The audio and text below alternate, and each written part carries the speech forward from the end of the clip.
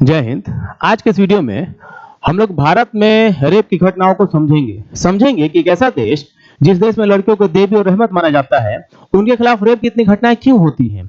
और सिर्फ रेप घटनाएं नहीं होती है, रेप के अलावा उनके खिलाफ किडनैपिंग होता है, उनका मोलेस्टेशन होता है, ऑनर किलिंग होती है, दहेज के नाम पे प्रताड़ना होता है, फिजिकली टॉर्चर होता है, कई बार जला के मार दिया जाता है, कई बार फांसी लगा के बच्चे खुद भी खुदकुशी कर लेती हैं। शादीशुदा होने के बावजूद भी बीवियों को पीटा जाता है। बहुत कम आप सुनने को मिलता होगा कि किसी का शौहर पिटाया, मतलब पति पिटाया है, लेकिन लड़के सबको पिटाने का आम तो बराबर आप सुनते रहते होंगे। तो इस वीडियो में हम लोग इस चीज को थोड़ा सा डिटेल समझेंगे और साथ में ये भी समझेंगे कि भारत सरकार ने कौन कौन से कानून बनाए हैं जिससे इसको रोका जा सकता है, और अगर सिर्फ सरकार के कानून बनाए से नहीं रुक रहा है तो इसमें फिर हमारी क्या गलती है, फिर हमारा क्या अपना रोल है। आइए समझिए।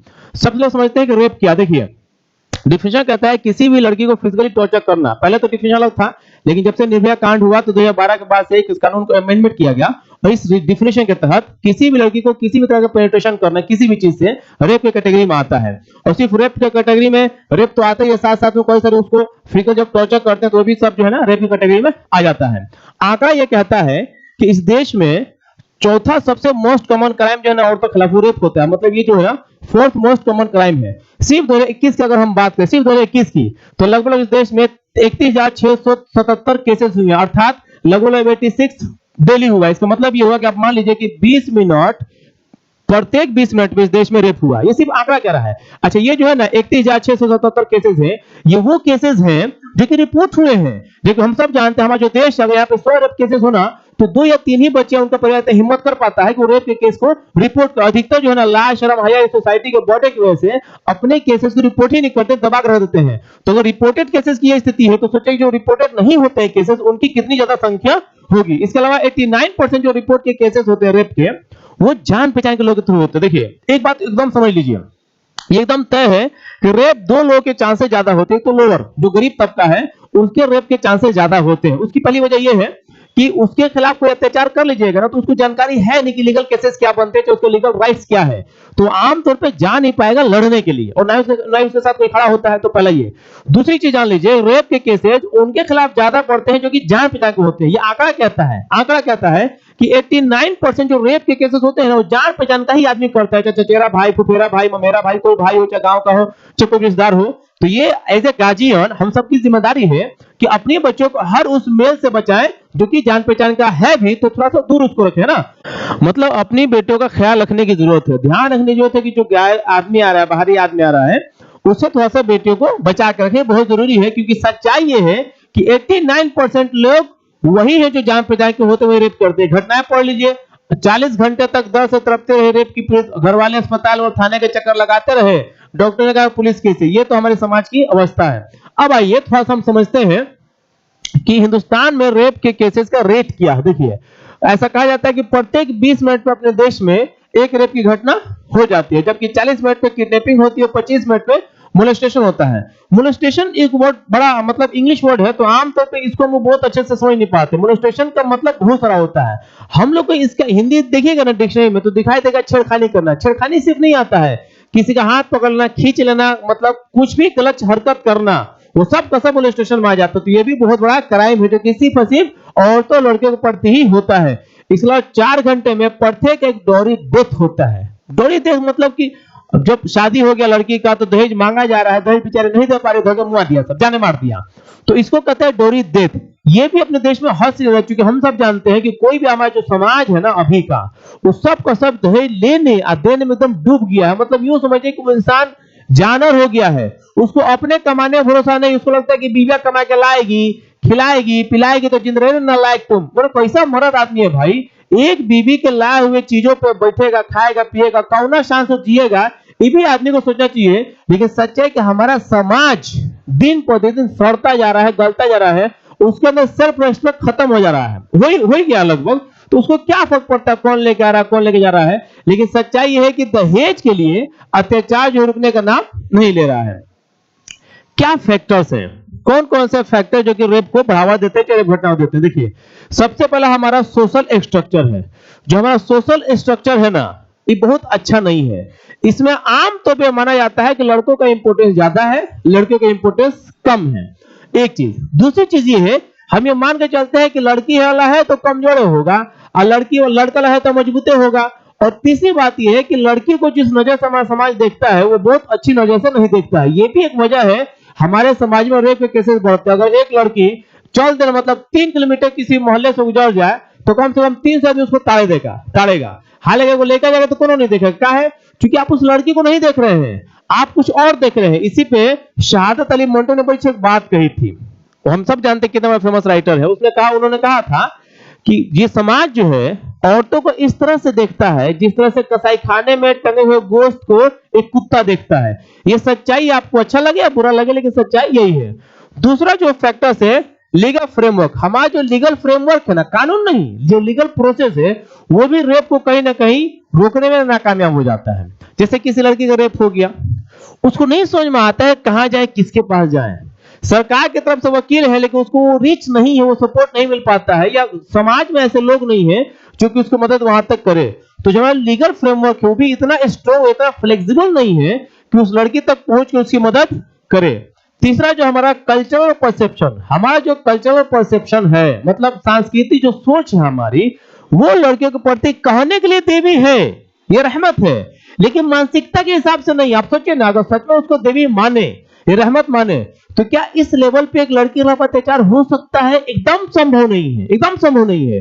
लेकिन सच है कि हम कहते हैं कुछ और करते कुछ, एकदम सीधी सीधी बात है, मुंह में राम बगल में छुड़ेले कहावत है, कहते हैं कुछ और लेकिन मानते हैं कुछ और। यही वजह है कि हमारे बच्चों के खिलाफ रेप के केसेस इतने ज्यादा बढ़ गए हैं। एक सच्चाई और है, एक सच्चाई ये है कि 1 in 4 कन्विक्शन, मतलब 4 में से सिर्फ एक आदमी को ही अगर रेप का क्रिमिनल है तो उसको इसकी सजा मिल पाती है, बल्कि 3 छूट जाता है। तो ये भी हमारे लीगल फ्रेमवर्क की एक कमजोरी पाई जाती है। आइए समझते हैं। एनसीआरबी का डाटा कहता है कि 71% केसेस आर अनरिपोर्टेड। जो मैं आपको बता ही रहा था कि मैक्सिमम केसेस की जो ना रिपोर्टिंग नहीं होती है, तो एग्जैक्ट पता लगाना बड़ा मुश्किल है। एक चीज और जानने की जरूरत है, हमारे देश में marital rape is not a crime in India. Bharat में शादीशुदा आदमी अगर अपनी बीवी का रेप कर रहा है तो वह क्राइम नहीं है। हालांकि रेप का डिफिनेशन ये कहता है कि भाई लड़की का कंसेंट होना बहुत जरूरी है। अगर लड़की का कंसेंट नहीं है तो वो क्लेम की कैटेगरी में चला जाएगा। लेकिन अभी तक हमारे देश में मैरिटल रेप जो है ना एक क्राइम नहीं माना जाता। मैरिटल रेप यही है कि अगर आपकी वाइफ का या बीवी का मन नहीं है, उसमें प्रिपेयर नहीं है और आप उसे जोर जबरदस्ती कर रहे हैं, तो ये भी रेप की कैटेगरी में आना चाहिए। लेकिन फिलहाल अभी देश के कानून के हिसाब से ये एक रेप नहीं है। अब देखिए कुछ इंपोर्टेंट रेप केसेस जो कि इस देश को हिला दिया। एक तो अजमेर रेप केसेस सुना ही होगा आपने, अजमेर दरगाह पे जो कितना बच्ची सबका जो सुनने में आया था। निर्भया कांड ने तो सरकार पलट दी, देश पलट दिया। हम सब जानते हैं दिल्ली में 2012 में बस में एक लड़की के साथ 5 लोग, जिसमें एक जुवेनाइल था, मतलब नाबालिग था, उन्हें कितना बड़ा कांड किया था, कहने की जरूरत नहीं है। अभी भी आदमी का रोंगटा खड़ा हो जाता है सोचकर, उस लड़की के साथ कितना बड़ा कांड हुआ था। कानून बना, बदला कुछ नहीं, सिर्फ कानून बना है। इसके अलावा कठुआ रेप केस, एक आसिफा नाम की लड़की थी कश्मीर के इलाके कठुआ गांव में, कितने साल, 8 साल की लड़की थी। 8 साल की लड़की सबको भी हमारा समाज के लोग जो रेप करते हैं वो छोड़ते नहीं है। इसके अलावा उन्नाव कांड, ये तो पॉलिटिकल चीज है, ये आपको मालूम होगा कितना फेमस सीन रहा है। अब देखिए impact of rapes on the victims. जब आप किसी बच्ची का कोई रेप करता है तो तो करके निकल लेता है, लेकिन उस लड़की के ऊपर क्या गुजरती है या उसके परिवार पे क्या मानसिक गुजरती है, इसको थोड़ा सा हम लोग समझ लेते हैं। देखिए सबसे पहला साइकोलॉजिकल ट्रॉमा, वो लड़की मुसलसल एक मानसिक प्रताड़ना से गुजरते दिन रात, जिसका एहसास इन दरिंदों को नहीं होता जिन्होंने उस बच्ची के साथ दरिंदगी की होती है। तो एक तो साइकोलॉजिकल ट्रॉमा सिर्फ उसका नहीं है, सिर्फ लड़की का नहीं है, उसके माँ बाप भी गुजरते हैं। अच्छा लड़की या माँ बाप गुनहगार नहीं है, बल्कि मजलूम है, विक्टिम है, उनके साथ अत्याचार हुआ है। तो होना यह चाहिए कि उनको तो मजबूती से खड़ा रहना चाहिए, लेकिन वो और दब जाते हैं, डर जाते हैं। आपने कभी सोचा इसकी वजह क्या है? इसकी वजह आप है और हम है, हमारे जैसे लोग, ये समाज है। जब किसी बच्ची का रेप होता है ना, तो उसको जिस नजर से हम देखते हैं ऐसा लगता है कि इसी का गुनाह है, एकदम ये मान लेते हैं कि इसी का गुनाह है। उसके बाप को हम सम्मान की नजर से नहीं देखते, उसके परिवार को सम्मान से नहीं देखते। उस लड़की का क्या गलती है? उस लायक नहीं थी कि विरोध कर पाए, बचा पाए, उसका रेप किया गया है। पूरे समाज के साथ खड़ा होना चाहिए। तो होता ही है कि जिस दरिंदे ने अपराध को तो किया ही, बाकी अपराध करते ये समाज, उसको मेंटल टॉर्चर देकर, उसको गलत नजरों से देखकर, यह हमारे समाज की सच्चाई है। तो एक बड़ी वजह है कि वो एक मेंटल ट्रॉमा से गुजरते हैं। दूसरा लीगल बैटल्स, एक संविधान, एक कानूनी लड़ाई है। मैंने आपको शुरू में बताया कि रेप के केसेस दो लोगों के साथ ज्यादा होते हैं। सबसे पहला गरीब तबका, जो पिछड़ा समाज है, जो कमजोर लोग है, कमजोर लोअर क्लास है, उसके साथ रेप के केसेस सबसे ज्यादा होते हैं, क्योंकि वो लीगल रिच नहीं है उनके पास। दूसरा मैं बताया कि नॉन लोगों के साथ मतलब जान पहचान लोग होते हैं, रिलेटिव्स करते हैं। तो ये जो हमारे दूसरा अगला पॉइंट है कि लीगल बेटर्स क्या है, गरीब आदमी के पास लीगल वो खाने के लिए नहीं है, पहनने के लिए नहीं है, जिंदगी बच सकने जैसे पैसा नहीं है, वो कहां जाएगा केस लड़ने के लिए। तो ये एक अलग फैक्टर है जो कि उसको डिस्टर्ब करता है।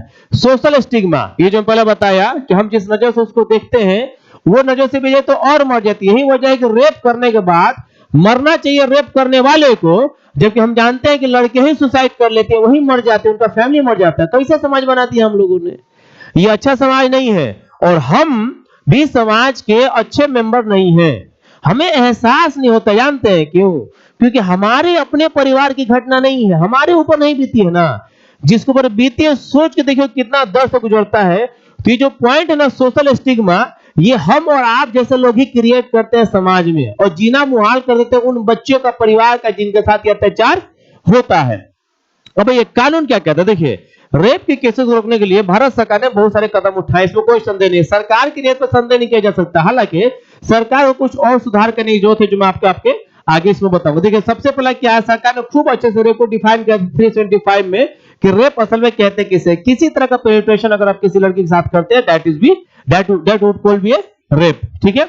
अच्छा, पनिशमेंट क्या है, आर्टिकल आईपीसी के जो इंडियन पेनल कोड जो है उसकी धारा 376, 376A, 376D, इसके तहत बहुत जबरदस्त सजा, मालूम है कितना, कम से कम 10 साल से लेके उम्र कैद तक, और किसी किसी केस में ना सजा मौत का भी प्रावधान है, मतलब कम से कम 10 साल की सजा होगी अगर वह आदमी घोषित हो जाता है उसने रेप किया है तो।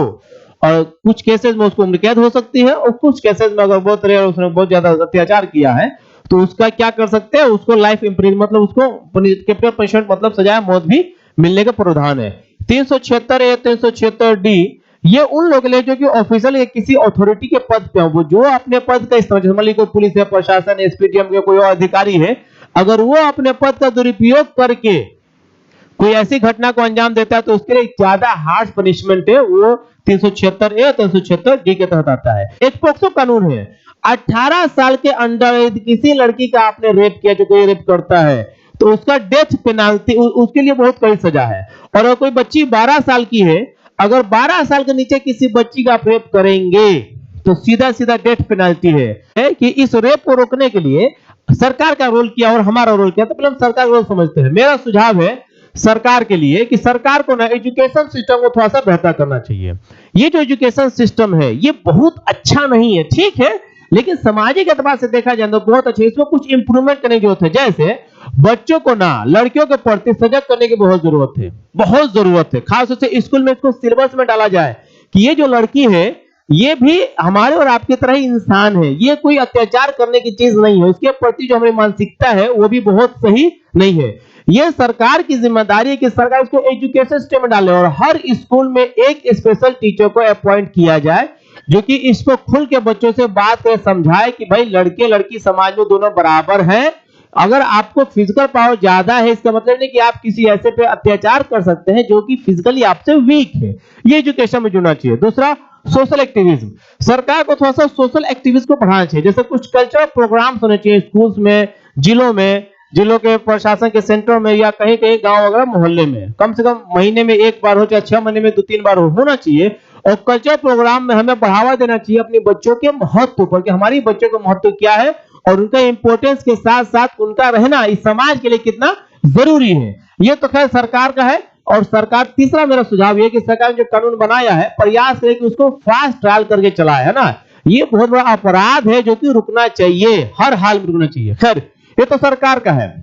एक चीज समझ लीजिए, सरकार अकेले कुछ भी नहीं कर सकते, ये एक ऐसा क्राइम है, जब तक हमारा और आपका सहयोग नहीं होगा ना ये कभी भी रुकने वाला नहीं है। सरकार ने कानून बनाया है, सरकार अच्छा काम करे, इसमें कोई संदेह नहीं है, लेकिन जब तक हम आप अपनी सोच को नहीं बदलेंगे ना तब तक क्राइम रुकने वाला नहीं है। हमें आपको क्या करना चाहिए, सबसे पहले चेंज ऑफ मेंटालिटी। हमें और आपको सबसे पहले अपनी मानसिकता को चेंज करने की जरूरत है। जिस नजर से लड़कियों को देखते हैं, जो सोचते हैं वो एकदम गलत चीज है। उनके प्रति हमारा जो रवैया है वो एकदम गलत चीज है। उनके प्रति हमने जो अपना माइंडसेट पहले से बना रखा है, कल्चरल जो भी है, वो एकदम गलत चीज है। तो सबसे पहले हमें लड़कियों के प्रति, वुमन के प्रति अपना माइंडसेट बदलने की बहुत ज्यादा जरूरत है इस समाज के लोगों को। दूसरा, सपोर्ट द विक्टिम्स। मेरा मानना है कि जब किसी समाज में किसी लड़की के साथ अत्याचार हो जाए तो पूरे गांव समाज को एक मजबूती के साथ लाठी लेकर खड़ा होना चाहिए कि बेटी कोई बात नहीं है, हम तुम्हारे साथ हैं और तुमको डरने की जरूरत नहीं है किसी भी हाल में, चाहे जो हो जाए। ये जरूरत है कि हम अपनी बच्चियों को, अपनी लड़कियों को, अपनी औरतों को, क्योंकि हम सिर्फ समाज नहीं बनाते, समाज मेल फीमेल, मर्द औरत दोनों मिलकर बनाता है। ये लड़कियां जब तक सेफ नहीं रहेंगी, औरतें, तब तक समाज आपका मौजूद नहीं होगा। और याद रखिएगा, जो देश अपनी बेटियों की रक्षा नहीं कर पाता है, जिस देश में बेटे सुरक्षित नहीं है, वो देश कितना ढिंडोरा पीट ले, कितना अखड़ उठा जाए, कभी भी देश उन्नति नहीं कर सकता है, किसी कीमत में कर सकता। देश उन्नति तभी करेगा जिस देश की बेटियां, लड़कियां, औरतें सुरक्षित रहेंगी तो, और कॉन्फिडेंट रहेंगे हमेशा कि मैं सेफ हूं अपनी सरकार के तहत। तो हमें जरूरत है सपोर्ट द विक्टिम्स, अपने विक्टिम्स को सपोर्ट करने की पूरे लोगों को। तीसरा, मेरा अपना मानना है bringing up the boys how to behave with the girls.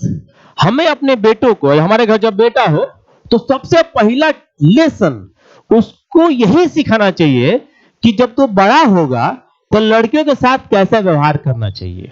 तो सबसे पहले लड़कों को सिखाइए। अगर हमारे शाम में 6 बजे के बाद बेटी नहीं आए तो पूरा पहाड़ सर पे उठा लेते हैं, कहां नहीं आई थी, कहां गई थी। लेकिन लड़का छुट्टा साढ़ की तरह 9 बजे 10 बजे घूम के आता है तो उससे पूछने की जरूरत हमको महसूस नहीं होती। यहीं से लड़कों का मन बढ़ता है, जो कि आगे चल के कई तरह की घटनाओं को करने के लिए प्रेरित हो जाते हैं। हमारा बच्चा, हमारा बेटा है, ये बहुत जरूरी है समझाने की कि भाई तुम एक हो, वो दूसरा हिस्सा है जिंदगी का।